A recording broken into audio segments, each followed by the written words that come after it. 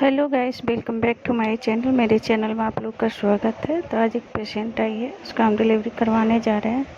तो डिलीवरी कराने से पहले हम उसको क्या क्या इंजेक्शन देते हैं उसके बारे में आप लोग को बताएंगे।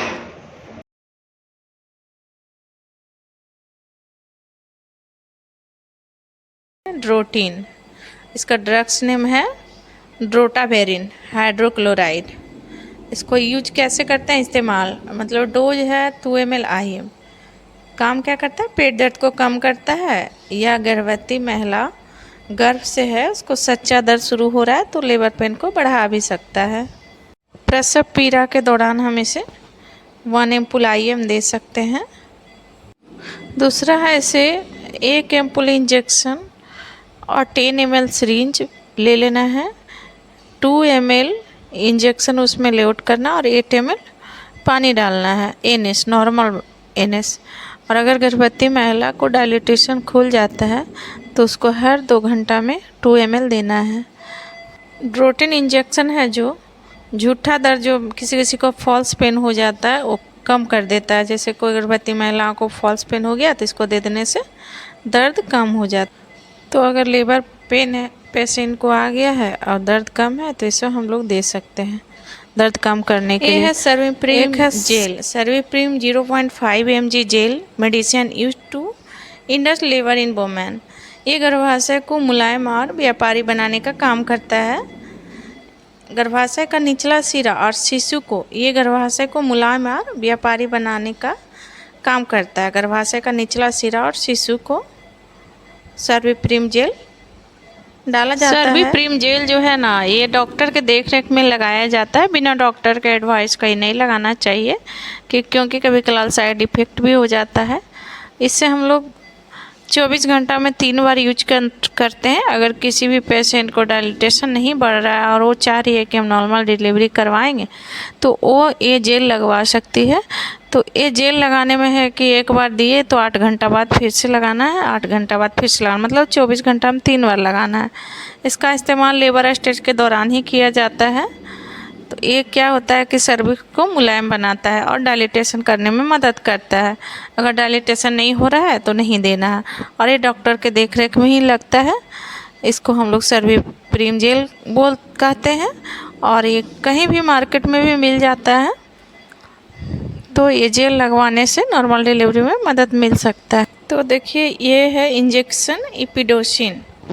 इंजेक्शन नेम है इपिडोसिन, ड्रग्स नेम है बेथामेट ब्रोमाइड। ड्रग्स का नाम है बेथामेट ब्रोमाइड। यूज इस्तेमाल, इसको प्रोलॉन्ग लेबर में ज़्यादा करते हैं, ऐसे नहीं करते हैं, हमेशा नहीं करते हैं, प्रोलॉन्ग लेबर में ही करते हैं। क्योंकि जब लंबा प्रसव है तो इसको हाफ आवरली या 1 आवरली 3 गो करते हैं, 3 एम्पुल इस्तेमाल लंबा प्रसव पीड़ा में।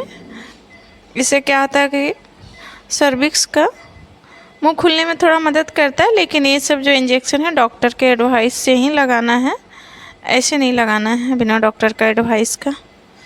तो आ गया इंजेक्शन नेम है ऑक्सीटोसिन टोसिनोन। ड्रग्स नेम, दवाओं का नाम है ऑक्सीटोसिन। यूज इस्तेमाल, इसका काम क्या है, गर्भाशय को सिकुड़ने या ब्लीडिंग रक्त बहाव को नियंत्रित करने का। ऑक्सीटोसिन का दूसरा नाम है पिटोसिन। तो इसको हम लोग डिलीवरी के बाद यूट्रस को कॉन्ट्रैक्ट करने के लिए देते हैं। जब डिलीवरी हो गया तो 2 एम्पुल IM 10 यूनिट IM देते हैं, या ऑपरेशन से बच्चा होता है तो 20 यूनिट IM ऑक्सीटोसिन इंजेक्शन पड़ता है। ये क्या होता है कि यूट्रस को कॉन्ट्रैक्ट करता है और ब्लीडिंग होने से बचाता है। तो ऑक्सीटोसिन इंजेक्शन डिलीवरी के तुरंत बाद दिया जाता है। अब हम आते हैं मेथार्जिन इंजेक्शन। यह इंजेक्शन मेथार्जिन है। मेथार्जिन का इस्तेमाल बच्चे के जन्म के बाद रक्तस्राव पर कम करता है और नियंत्रित करता है और ज़्यादा ब्लीडिंग होने से बचाता है। ये जन्म के बाद भी दे सकते हैं या गर्भपात अबॉर्शन के बाद भी मेथार्जिन देते हैं। तो मेथार्जिन जन्म से, बेबी जन्म के बाद जो ब्लीडिंग होता है उसको कंट्रोल करता है और यूट्रस को कॉन्ट्रैक्ट करने में मदद करता है। तो अगर ऑक्सीटोसिन दिए उसका यूट्रस कॉन्ट्रैक्ट नहीं हो रहा है तो मेथार्जिन दे सकते हैं, लेकिन डॉक्टर से कंसल्ट ज़रूर करना है। मेथार्जिन का टैबलेट भी मार्केट में आता है। तो नॉर्मल डिलीवरी के बाद मेथार्जिन का टैबलेट खा सकते हैं सुबह शाम एक गोली करके। ऐसे तो हम लोग डिलीवरी करवाते हैं तो बहुत कम ही मेथार्जिन का टैबलेट यूज करते हैं। इंजेक्शन भी बहुत कम यूज करते हैं, कभी कभार ही यूज करते हैं। जो भी है इंजेक्शन डॉक्टर के आदेशानुसार यूज करना है, अपने मन से ज़्यादा कुछ इंजेक्शन नहीं करना है यूज। मेथार्जिन टैबलेट भी अगर डॉक्टर का एडवाइस है तो खा सकती है, ऐसे नहीं खा सकती है। इंजेक्शन कार्बोप्रोस्ट का यूज ओटी में होता है और लेबर रूम में भी होता है क्योंकि कभी कभार किसी पेशेंट को ब्लीडिंग ज़्यादा हो रहा है तो डॉक्टर के आदेश अनुसार कार्बोप्रोस्ट आप इंजेक्शन दे सकते हैं। कार्बोप्रोस्ट 125 का आता है। इसको आईएम यूज करना है, सिर्फ और सिर्फ आईएम पड़ता है ये, और यूज ऑनली एक बार ही पड़ता है, ज़्यादा नहीं पड़ता है कार्बोप्रोस्ट।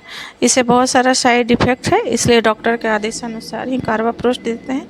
ज़्यादा इंजेक्शन हम लोग यूज नहीं करते हैं, तो आप लोग को बता देते हैं कि ड्रोटिन इंजेक्शन ही ज़्यादा करते हैं और इनाफोर्टन का टैबलेट।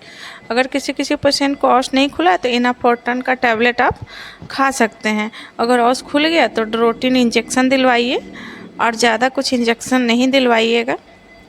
एंटीबायोटिक वगैरह ले सकते हैं। तो इंजेक्शन तो बहुत सारे हैं, इमरजेंसी दवा है, उसके बारे में हम कल बताएंगे। ये है इंजेक्शन ट्रेनेक्सा। तो ट्रेनेक्सा का काम है ब्लड को रोक। किसी पेशेंट को 3rd ईयर में पीपीएच हो गया, ज़्यादा ब्लीडिंग हो रहा है, कम हेमोग्लोबिन के कारण ब्लीडिंग हो रहा है, कहीं इधर उधर टीयर होने के कारण ब्लीडिंग हो रहा है, तो ट्रेनेक्सा इंजेक्शन भी रखते हैं।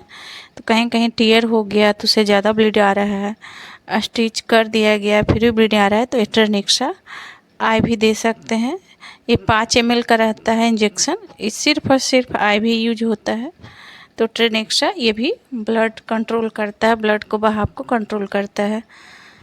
कैसी लगी वीडियो? अगर वीडियो अच्छी लगी होगी तो लाइक कर दीजिएगा और शेयर कर दीजिएगा, बेल आइकन दबा दीजिएगा।